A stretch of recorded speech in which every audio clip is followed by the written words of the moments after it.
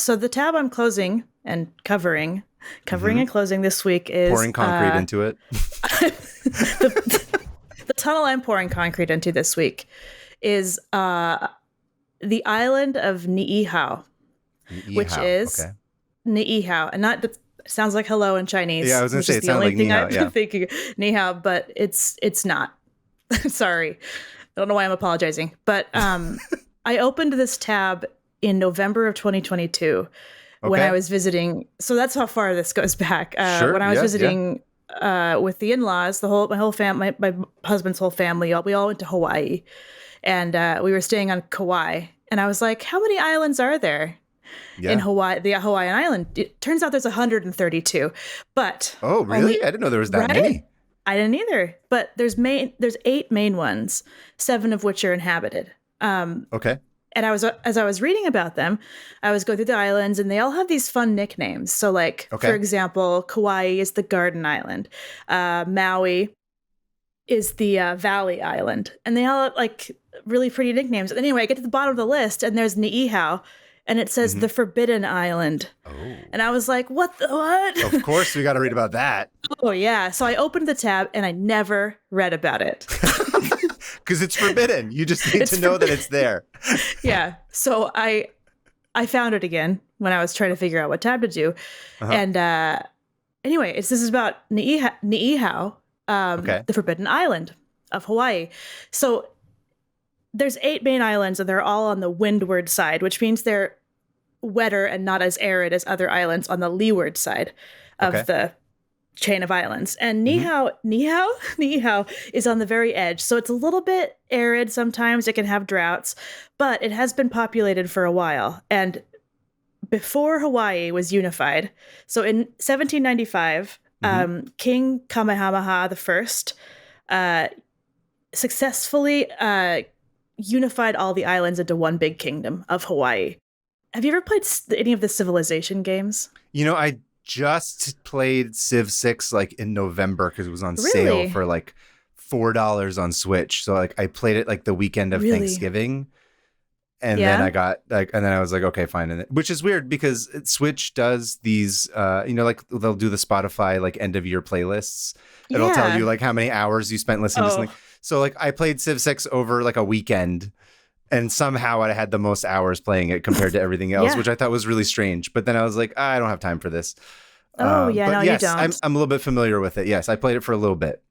So I was first introduced to King Kamehameha on Civ 5. He was one of my favorite civilizations to play because you could get like really early seafaring, science tech and stuff. Anyway, that's cool. That's how I know about him. Yeah. But so I read about him, and he was. No, I was going to say, I only was excited to play Civ 6 because Cyrus is in it. And I was like, I can be a Persian character in it. So that's the only reason I was like, okay, I'll give it a shot. And it was on sale, true to my Persian roots. Did you? Oh, wow. Cyrus would be proud. I got a good deal. I was excited to play Boudica in Civ 5 because she spoke Welsh. But I was like, that's cool. Yeah. Listen, this sounds cheesy, but like representation is actually important. It's like exciting when you get to. Tangent. So there's a new Prince of Persia game coming out. I just saw this the other day on Instagram. That there's translation, so they actually have a Prince of Persia where they're speaking Farsi in like one of these options, which is so cool. I love the Prince of Persia games, and I'm like, it's finally at this iteration where they're actually speaking Farsi, so that's really exciting. Anyway, sorry, continue. Because you don't see Farsi as I've never seen it. Yeah, I've never seen it in any game being a common translated language. No, certainly not in games. That's exciting. Yeah, it's really cool. Anyway. Yes, continue. Civ 5. Yeah. Niihau. So I used to like playing Kamehameha in Civ 5 because he was dope. But yeah, he was able to conquer all the islands except for Niihau. So, and Kauai. And so when he finally got a bunch of ships, he was like, fine, I'm going to get everything I have and I'm going to show up. And the 2 islands were like, yeah, it's kind of a lot of ships. So we're going to just join your kingdom. Yeah, you're kind of like really into this. You really aren't going to stop. Yeah. But there's a bunch of, so after he conquers all the islands, there's a bunch of like Game of Thrones style marriages and betrayals and drama. And, so that's a really fun tab to go read about. I was going to say, I love that kind of stuff. Yeah. Oh, yeah. I wanted to get into it, but man, there's a lot. Maybe that's a tab for another day. This was in 1795. Okay. Fast forward to the 1860s. This is about 60 years into this island. And this island is inhabited by like maybe like 300 to 500 people. Okay. And this lady named Elizabeth Sinclair shows up. She's a Scottish woman from New Zealand. Okay. And straight up buys the island from Kamehameha for $10,000 in pure gold. Listen, so she's like, that's what you got to do. You got to buy in cash so the government doesn't know, so that you don't pay taxes on it. That's how you got to do it. Well, that's it. Yeah. Cash money. So $10,000 in that time nowadays would be $200,000. So even then, that's still really cheap. You can't buy like a shack in Los Angeles for less than like $1 million. A Hawaiian island. I once saw a burnt out building in San Francisco and it was listed for $1.5 million. I don't doubt it at all. I don't doubt it. That was like, whoa, it's not even affordable. Cool. As part of the deal, she bought it from him because she was a rancher and her husband had died, lost at sea. So romantic.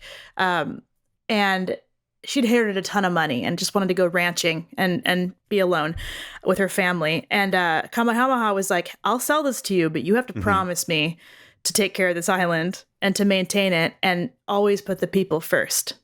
And she was like, sure, she did a great job. Well, here's the thing. She did a great job. Oh, she did? She did a great job. That never happens. I know. Northern European lady buys a bunch of like native land and takes care of it. Yeah. I mean, it's arguable. There's some things that were like, this is like your little fun project. Anyway, so she buys this and she's like, okay, I promise. And she first went to Vancouver Island in Canada and was like, this place sucks. It's so cold. She hated Vancouver, yeah. Vancouver Island have you ever seen them show Alone? The show Alone? No. Yeah. No, I don't know what that shows. I've also never been to Vancouver, so I have no idea. Well, this is Vancouver Island. It's its own separate island in Canada, and it's full of bears. And it's that sounds cool. It's technically a rainforest, but like a cold one. Anyway, so she was like, yeah. Did you not know like, that? You just hit like 3 things back to back where I'm like, what? Yeah. Vancouver also has an island that has the same name. Also, it's a rainforest that's frozen. Yeah. Also, there are bears. Short circuit. So many bears. Like, so many bears. So she was like, I can't ranch here. It's like the Folsom Street Fair, basically, but just. It's but way less leather. Anyway, so she. I saw your brain go ADHD. I don't know how to move on from that. Have you? No. Okay, I gotta get back on track. I'm talking about an island in Hawaii, not the Folsom Street Fair. Okay, so yeah, when she bought the island, there was about 350 native Hawaiians living on it, and a ton of sheep, which was making it great for ranching.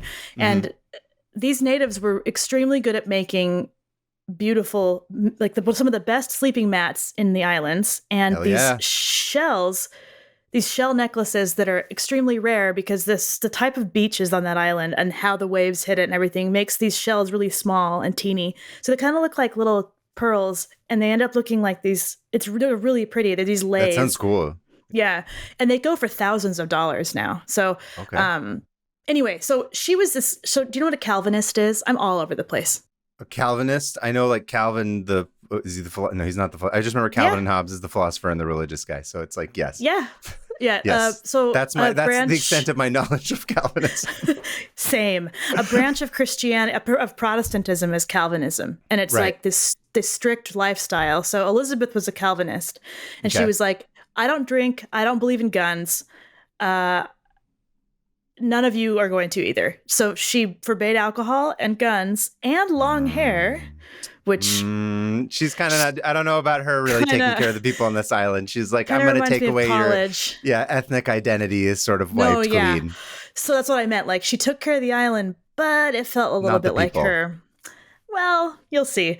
So she dies. She goes and dies like 10 years later.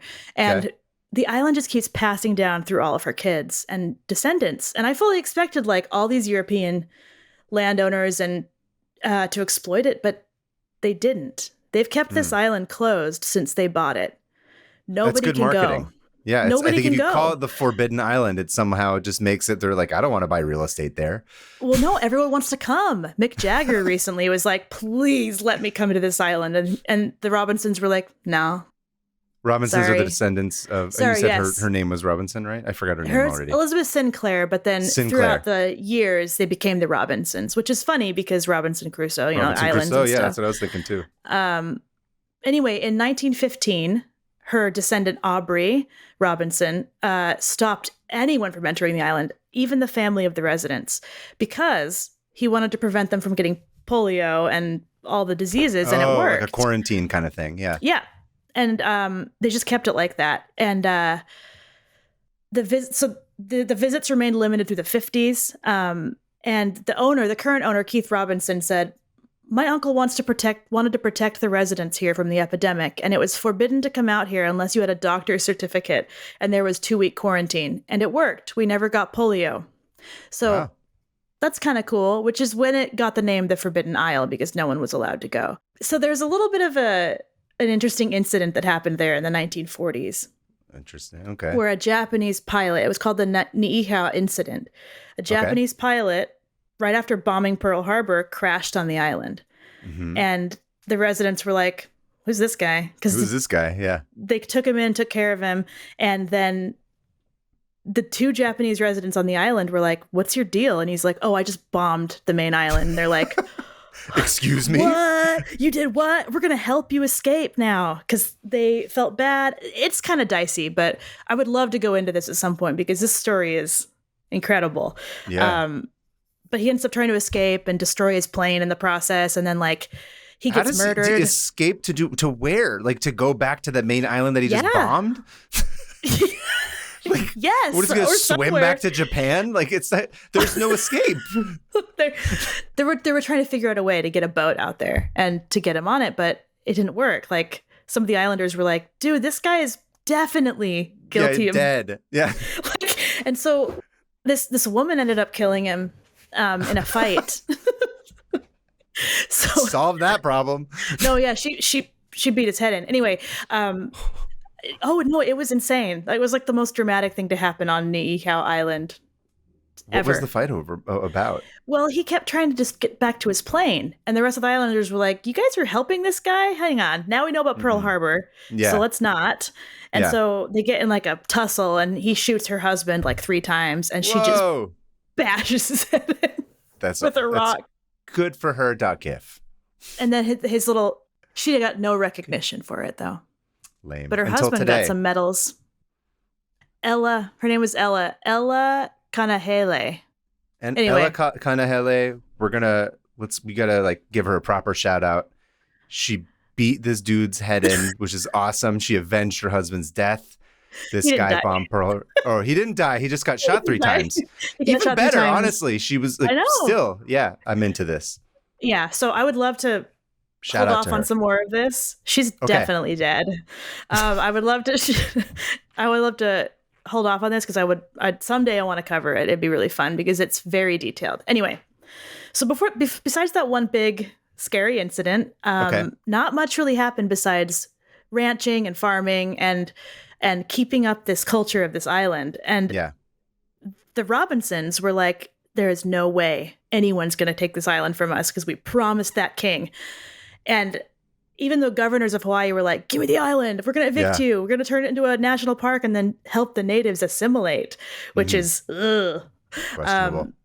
And so in 1972 is when the brothers Keith and Brian Robinson became the co-owners, and they married native people. They had kids. So it looks like it's probably going to stay in the family a while. And as you can imagine, since there's only now there's only like 70 residents. Because it's nothing. It's nothing because that's they had like a ranch. Apartment complex, basically. I know. Well, they had a ranch. The Robinsons had a ranch. And then after a while, they would employ people on the ranch.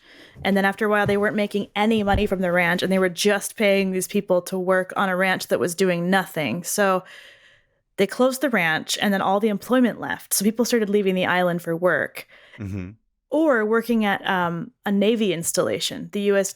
runs military tests and special ops for defense systems right off that island. And so a lot of the natives would be hired there too, and they would act as enemy trackers for drills and things. So I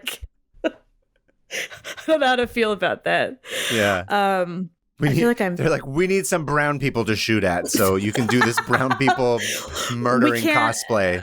We can't get visualize it. Yeah. We can't visualize it if we don't. Yeah.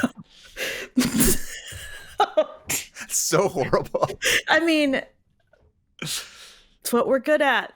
That's what we're at. That's what America does. Can't even say that.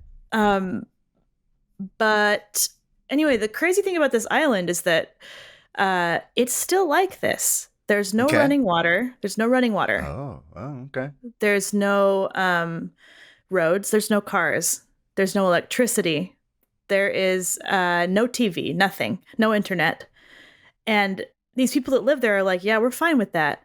Part of the deal of living there is they get free rent from the Robinsons, and all meat is free. There's a lot of big game on the island that they're allowed to hunt. Other than that, their food is brought in weekly. The shipping is free. Relatives can bring the food in. No indoor plumbing, no stores, nothing, just houses and dirt paths. They use horses and bikes to get around. And rainwater is their only source of water. So they don't have any running water. Something that was really cool that I found was that they speak an almost untouched version of Hawaiian language. That's cool. Yeah. And it's really important because we can actually kind of hear and see what they would have sounded like when they first made contact with Europeans in the 16 and 1700s. Wow. And so they've been, and this language, it's a Ni'ihau dialect of Hawaiian, and it's required for everyone to learn it in school, in their one school. And it's really interesting because it sounds different than regular Hawaiian, and they think it's because it's been preserved for so long. Yeah. And they also maintain all their old traditions of music and art, and it's kind of cool to see. It's almost like a look into the past a little bit. Yeah. It's like a time machine to go to the island, basically, almost. Well, yeah, if you're allowed. Oh, sure. I just mean like if you're able to. So who even knows about this? How did people get the information? That's the thing. People don't really know about it. And that's like, even Hawaiians are like, there's an island over there. This could theoretically be made up. They could just have like the most advanced alien technology imaginable, but no one's really been on there to confirm.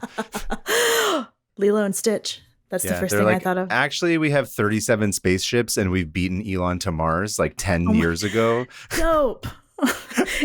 All without running water or electricity. Yeah, without running electricity.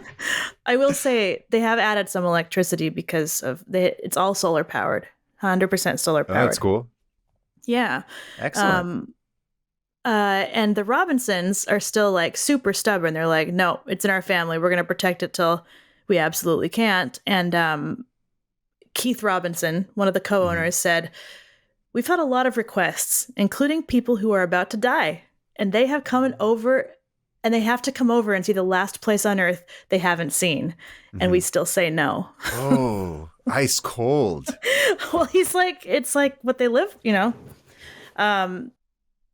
they say no to everybody. You can do helicopter tours. There's one helicopter that takes people to the hospitals or whatever. But you can do a helicopter tour, but nowhere near the village.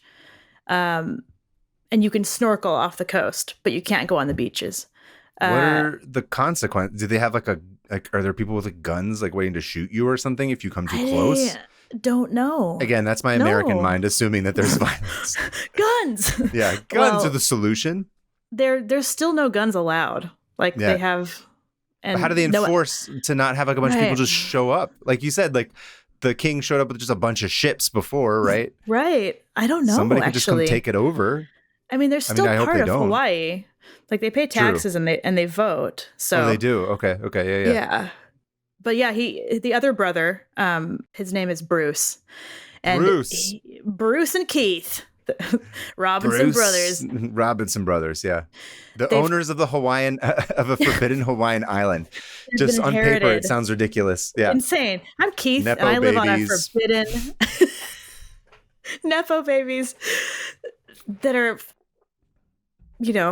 own island and own an island. That's just crazy to me. Like, so Bruce says, we've tried to maintain the request of the king when it was turned over. We maintained the island for the people and continued to work it as he had, which is cool because all the endangered species in Hawaii, now they have a place to go. Like Hawaiian monk seals are extremely endangered, and the beaches of Niihau Island are actually a great place for them to like breed and do their thing.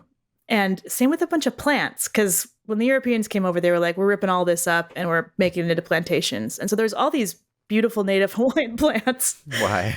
Oh, money. Yeah. You're just like... Look, if you had to like only live in Northern Europe, just kidding. There's no excuse. It's just so cold. So yeah, they all these Europeans wiped out a bunch of the native plants and animals through all of their industrialization and, the pineapple plantations and the sugar. Anyway, so these monk seals are now protected. They're still endangered, but they can actually have a place to go. And same with a bunch of different birds. Like a lot of birds in Hawaii are very endangered, like, because that's the only place they live, because it's one of those like, right. Yeah. And then this made me laugh. Like there's a plant called the olulu. And okay. It's also called the Vulcan palm and cabbage on a stick. Okay. Let's go through these one by one. Why any of these? I don't know.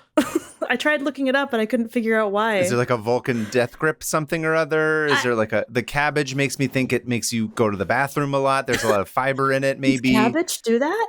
I mean, it does to me anyway. Cabbage is good for your digestive tract. Good to know. That's why coleslaw is always good with like barbecue, because you're having like meat. So then you have some stuff to help break it down. Is that why? I mean, that's my assumption, I guess. I don't know. Okay. I haven't actually read a tab, but I always assumed that that's why it was open the case. One. Yeah, open one on cabbage and farting and pooing. Thanks for bringing that home for me. Just perfect end. And so like this whole thing is a little bit odd to me, because while I'm glad that they've kept it safe, there is a little bit of like we're going to keep these natives pristine and like, we're just keeping them down, just still ruling with an iron fist about what they would like to do to run the island.